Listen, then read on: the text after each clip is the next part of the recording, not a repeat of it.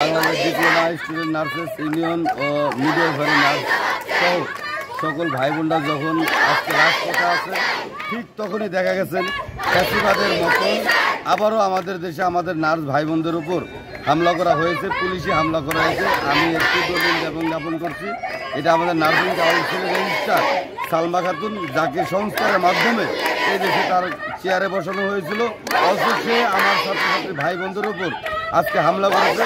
আমরা এই হামলার তীব্র নিন্দা এবং প্রতিবাদ জানাচ্ছি এবং অবিলম্বে আমাদের সকল নার্স ভাই বোনদের যৌক্তিক দাবি ডিপ্লোমাদেরকে ডিগ্রিধারী সম্মান মর্যাদা দেওয়া। এইচএসসি প্লাস ভর্তি যুদ্ধ, তারপরে হচ্ছে থার্ড ইয়ারের 3 ইয়ার মিলে আমরা যে পরীক্ষা দিই, তারপরে হচ্ছে আবার ইন্টার্নশিপ থাকে 6 মাসের।